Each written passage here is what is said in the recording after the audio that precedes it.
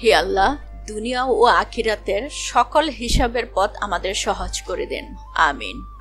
আসসালামু আলাইকুম ওয়া রাহমাতুল্লাহি ওয়া বারাকাতুহু। কেমন আছেন আপনারা? আলহামদুলিল্লাহ, আমরা ভালো আছি। আপনার ব্যস্ততম কিছু সময় আমার চ্যানেলে দেওয়ার জন্য আপনাকে অনেক অনেক শুকরিয়া ও ধন্যবাদ জানাচ্ছি। সেই সাথে আল্লাহকে বলবো এর জন্য যেন উত্তম প্রতিদান আপনাকে দিয়ে দেয়, আমিন। আমি বলছি শাহিনুর সিদ্দিকা। আমার এই চ্যানেলটা দেখতে দেখতে কোথাও যদি আপনার একটু ভালো লাগে, লাইক দিতে পারেন, সাবস্ক্রাইব করে আমাকে বন্ধু করে আমার চ্যানেলের পাশে থাকতে পারেন। আর এই যে সকালটা শুরু হয়েছে, আজকে আমি দেখাবো আমার সকাল থেকে দুপুর পর্যন্ত ক্লান্ত নিরলস একটা দিন আমি যেভাবে পার করি। অনেক সময় শেয়ার করি, অনেক সময় করি না। আজকে একটু শেয়ার করলাম। আর আমি দেখেছি সালমার ভিডিওতে সালমার আম্মা মানে গাছকে গোসল করিয়ে দিতে ছাদ বাগানে। আমি এই যে একটা কথা বলি না, আমি ভিডিও দেখে কারো কাছ থেকে শেখার জন্য আমার দিকে মনে হয়েছে আমিও যদি আমার গাছগুলোকে গোসল করিয়ে দিই তারাও ভালো থাকবো। আলহামদুলিল্লাহ, কয়েকদিন ধরে তাই করছি। গাছগুলো আসলে কিন্তু ভালো থাকছে। ফারজানা ব্লগ থেকে আমার বান্ধবীকেও দেখেছি লিচু গাছকে গোসল করিয়ে দিচ্ছে। আসলে কিন্তু গাছকে গোসল করানোর পর সত্যি আমরাও যেন কোথায় স্বস্তি পাচ্ছি ওদেরকে দেখে। আর গাছগুলো যখন বিকেলে দেখছি সত্যি সতেজ সতেজ একটা ভাব চলে আসছে। আপনাদের যাদের এরকম গাছ আছে বারান্দায় এবং ইনডোরে, সবগুলা গাছ প্রতিদিন না হোক একদিন দুই দিন অন্তর অন্তর এই রোদ্রে তাদেরকে গোসল করাতে পারেন। গোসলের পর যেমনই শান্তি পান আপনি, গাছগুলোও শান্তি পাবে, আপনার চোখগুলো শান্তি পাবে তাদেরকে দেখে। তাই আজকে একটু আপনাদের সাথে এটা শেয়ার করে নিলাম। এগুলো হয়েছে আমার মানে ঘরের ভিতরে বিভিন্ন জায়গায় থাকা গাছগুলি। আর সবাইকে ওয়াশরুমে নিয়ে রীতিমতো গোসল করিয়ে দিয়েছি। আপনারাও হয়তো মাঝে মধ্যে এরকম করতে পারেন। আর গাছগুলা কদিন ধরে কিন্তু খুবই ভালো লাগছে দেখতে, কারণ গায়ের ধুলাবালু সব কিন্তু সরে যাচ্ছে। মনে হচ্ছে আসলে কিন্তু গোসলের পর যে প্রফুল্লতা সেটা চলে আসছে। গাছকে বাদ দিয়ে চলে আসি নিজের কিচেনে। সকালে আবার শুরু হয়ে গেল রুটি, পরোটা, চাটা সব দিয়ে এইভাবে ব্যস্ততা। প্রতিদিন তো শেয়ার করিনি, আজকে একটু শেয়ার করব আমার একটু ব্যস্ততা। তারপরেও কিন্তু অনেক কিছু কাটছাট করেছি, সব কিছু শেয়ার করিনি। অসিবের আব্বু আজকে বাসায় ছিল, আমাকে দেখে বলতেছে, আচ্ছা তুমি এত তাড়াহুড়া করে কাজ করতেছো কেন? তোমার কি প্রোগ্রাম আছে কোনো? আমি বললাম প্রতিদিনই আমার প্রোগ্রাম থাকে, প্রতিদিনই আমি প্রোগ্রাম করি। কেন বললাম জানেন? অত বাসায় থাকে না যে সারা দিন যে আমি একটার পর একটা করতে থাকি, নিরলস নিক্লান্ত। রাত্রে যখন আসে একটু কোথাও যদি ভুল থাকে তাও বলে এটা করনি সেটা করনি। আর আমি যে করি এটা আজকে চোখে থেকে বাসায় থেকে দেখেছে, দেখছেন দুধটা কিন্তু নষ্ট হয়ে গেছে। এখন দোকান থেকে প্যাকেট দুধ আনলে এরকমই হচ্ছে, প্রায় নষ্ট হচ্ছে। চা বানাবো, এখন দুধ নাই। অসিবের আব্বু গেছে নিচে দুধ নিয়ে আসতে। আর এই যে মিউসুনারও এত গরম, তাকে কিন্তু গোসল করানো হচ্ছে না, শরীর মুছে দেওয়া হচ্ছে। আমার মেয়ে অফিসে যাওয়ার আগে ওকে শরীর টরিল এভাবে মুছে দিয়ে তারপরে যায়। ওই যে দেখছেন তার ইনজুরিটা। আর এটা হচ্ছে যে ওকে এখন গোসল করানো যাবে না, এর জন্য কিন্তু 2-3 বেলা করে তাকে শরীরটা মুছে দেওয়া হচ্ছে। তাদের কিন্তু অনেক গরম, অনেক বিড়াল কিন্তু মারা যাচ্ছে অনেকের, আমি শুনতেছি। ওদেরকে একটু এভাবে যত্ন করতে পারেন। অসিবের আব্বু অলরেডি দোকান থেকে দুধ নিয়ে আসছে চা বানানোর জন্য। এসে বলতেছে তরমুজটা কেটে দাও, ফ্রিজে ছিল। আর এখন যেন মানে তরমুজটা অসিবের আব্বু খুবই খুবই খুবই পছন্দ করে। আর সকালে ঘুম থেকে উঠে যদি জানে যে ফ্রিজে তরমুজ আছে তাকে কিন্তু দিতে হবে। এটা কিন্তু সকাল সকালই সে খেয়ে নিচ্ছে, রোদের অপেক্ষা করেনি। আজ কিন্তু বলা হয়েছিল গতকাল মানে বাংলাদেশে নাকি 100 বছরের রেকর্ড করবে, এত তাপমাত্রা হবে। যদিও বলছিল তুলনামূলকভাবে আমার কিন্তু এতটা গরম লাগেনি অন্য দিনের মতো। দুধটা নিয়ে আসছে, এখন কিন্তু প্রায় প্যাকেটের দুধগুলো নষ্ট হচ্ছে। আর আমি সবসময় লিকুইড দুধ দিয়ে বেশিরভাগই ঘরে চা বানানো হয়। আর এই তো এইভাবে সকালের চা নাস্তা ফাঁকে দিয়ে অসিবকে খাওয়ানো, মানে আরও ঘর ঝাড়ু দেওয়া, রান্নাঘর পরিষ্কার করা সব তো হলে। এই যে বাবাকে সে তরমুজ খাইয়ে দিচ্ছিল, একটা আমার জন্য নিয়ে আসছে। দেখছেন ছেলে মেয়ে মায়ের যত্ন নেওয়া শিখে গেছে। আমি কিন্তু তরমুজ তেমন পছন্দ করি না, সে জোর করে আমাকে খাইয়ে দিবে। দিয়ে চলে গেল। আর আমার মিউসুনাটা ঘুমাচ্ছে। অসিবের আব্বু আমাদের বাড়িতে গেছিল, আমার মা দেখেন কতগুলো আম দিয়ে দিছে, কাঁচকলা। কি করব এতগুলো, চিন্তা করছি এইগুলা কিছু কেটে ফ্রিজে রাখবো, আর পাশের বাসার ভাবিদের সাথে কিছু কিছু শেয়ার করবো, কিছু ভাবিদের দিয়ে দিব। অলরেডি নাস্তার জন্য চাটা সব রেডি করে নিলাম। অসিব ইদানিং ওষুধ খাওয়ার পর থেকে কেন জানি খাবারের আলহামদুলিল্লাহ একটু পরিবর্তন আসছে, মানে ভালো দিক হচ্ছে। সকালে সবাইকে চা পরোটা খেতে দেখে সেও এখন খেতে চাচ্ছে। ছোট বাচ্চা দিচ্ছি না, কিন্তু যেহেতু এখন খেতে চাচ্ছে মাঝে মাঝে ওকে দিই। আলহামদুলিল্লাহ আজকে ওসিবও কিন্তু চা পরোটা নাস্তা করেছে। যদিও গরম, ডাবের পানি তো পাশাপাশি চলছে। এরকম রুচির একটু পরিবর্তনের জন্য বড়দের পাশাপাশি ছোটরা কিন্তু অনেক সময় অনেক কিছু খেতে চায়, তাই না? তারপরেও শুকরিয়া। অসিব আলহামদুলিল্লাহ একদম সুস্থ আপনাদের দোয়ায়।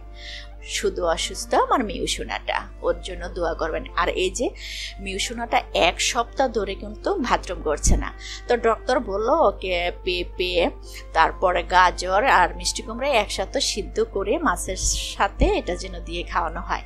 এভাবে 2-3 দিন ধরে খাওয়াচ্ছি, তারপরে কিন্তু আলহামদুলিল্লাহ তার বাথরুমের সমস্যাটা কিন্তু শেষ হয়ে গেছে।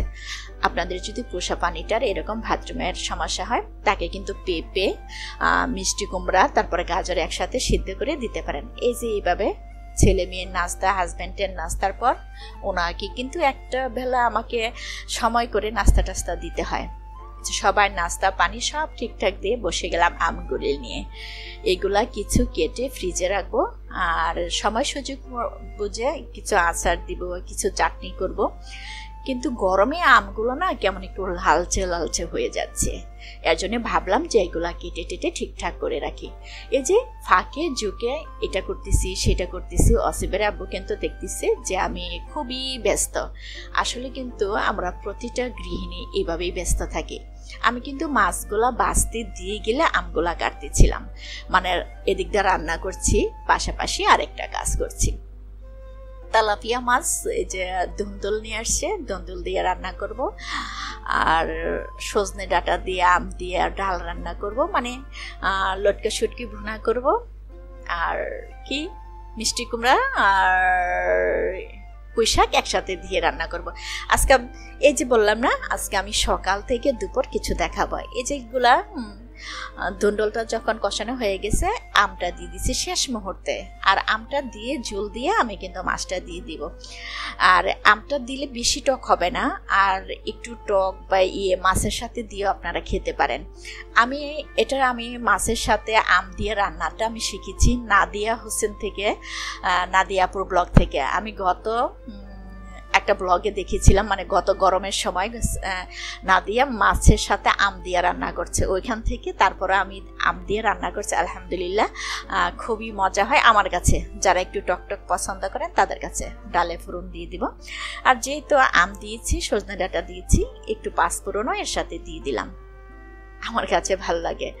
রান্না বান্নাও অর্ধেক হয়ে গেছে, ফাঁকি দিয়ে অসিলকে গোসল করে নিয়েছি, তার মাঝে অসিবকে খাইয়ে ঘুম পাড়িয়ে দিব।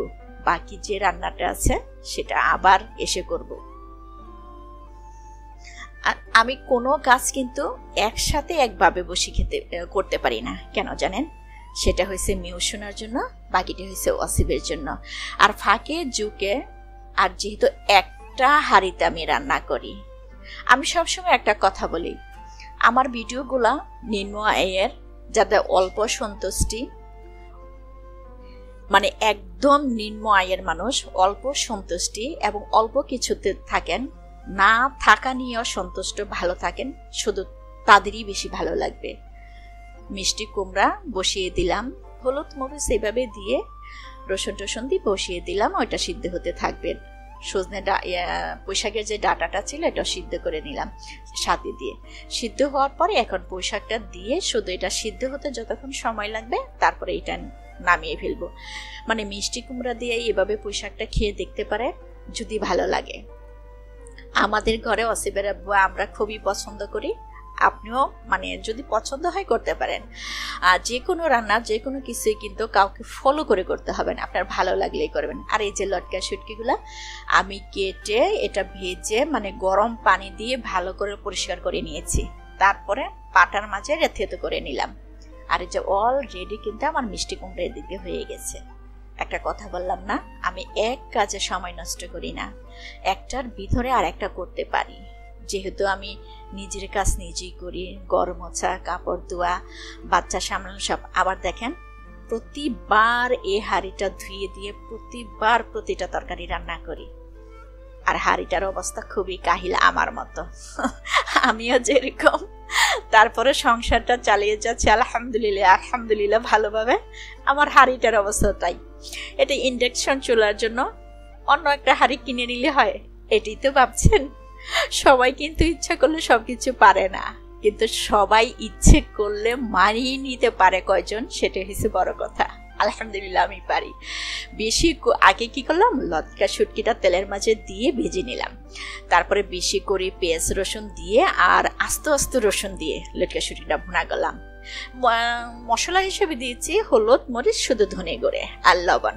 বাস একসাথে দিয়ে কষিয়ে এটা যখন কষানো হয়ে যাবে, আমি দেখেছি রসুনটা সিদ্ধ হয়ে গেছে, আস্ত রসুনটা, তখন শুটকিটা দিয়ে হালকা একটু পানি দিয়ে যতক্ষণ এটা ভুনা ভুনা না হবে এতক্ষণ রেখে উঠিয়ে নিব। কি খেতে ইচ্ছে করছে শুটকি ভুনা? আমি কিন্তু শুটকি প্রেমী, ভর্তা প্রেমী। পুরানো যারা আছেন তারা জানেন। আর নতুন কোনো বনশুনা যদি হয়ে থাকো, আজকে আমার ভিডিও দেখো, যদি ভালো লেগে থাকে আমার চ্যানেলের পাশে থাকতে পারো, এই বোনকে সাপোর্ট করতে পারো, ইনশাল্লাহ এই বোনটাও তোমাদেরকে সাপোর্ট করবে। দেখেন কিন্তু মাখা জগা বোনা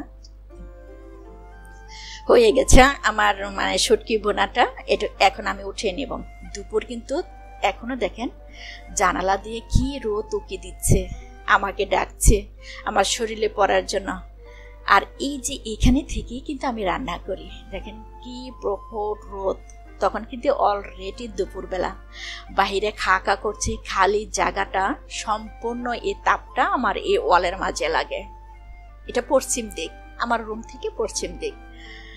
এটা কিন্তু আমার রান্নার একদম শেষের দিকে শেষ।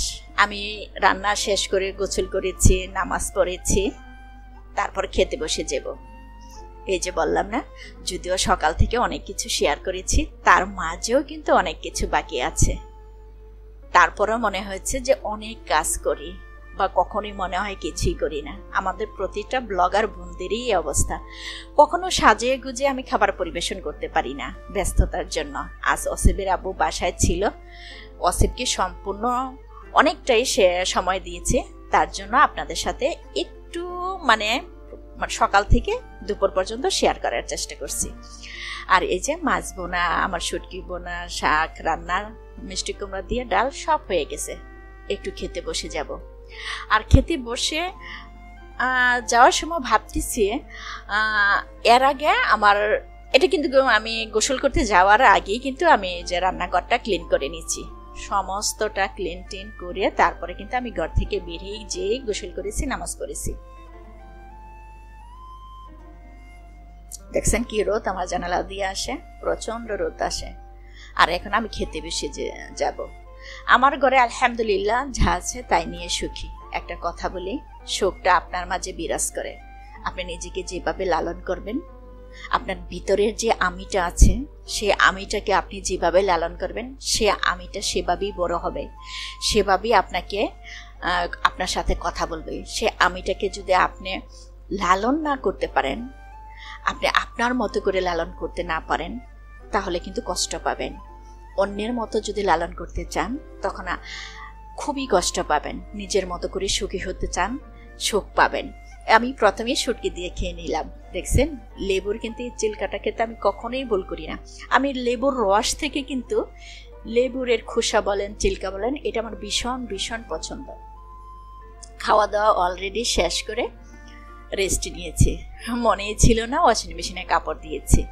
তারপরে মনে হলো একটু শুতে গেছি, মনে হলো হ্যাঁ কাপড় তো মেলা হয়নি। তারপরে কাপড়গুলো বের করে বারান্দায় মেলতে গেলাম। দেখেন ওরে বাবারে বাবা, এত গরম, মনে হচ্ছে যে আমার শরীরটা আবার ঘেমে যাচ্ছে। আমার মানে গলা টলা শুকিয়ে আসছিল এই কয়েকটা কাপড় রোদ্রে দিতে। আমি কি করলাম, কাপড় চোপড় সব রোদ্রে দিয়ে এসে না পানি না খেয়ে থাকতে পারলাম না। এত প্রচন্ড গরমের মাঝে যারা কষ্ট করে আমার ভিডিওটা দেখেছেন, আমার পাশে থেকেছেন, আমাকে সাপোর্ট করছেন, আল্লাহ আপনাকে সাপোর্ট করুক, আল্লাহ আপনাকে রহমত করুক। আল্লাহ হাফিজ। আসসালামু আলাইকুম ওয়া রাহমাতুল্লাহি ওয়া বারাকাতুহু।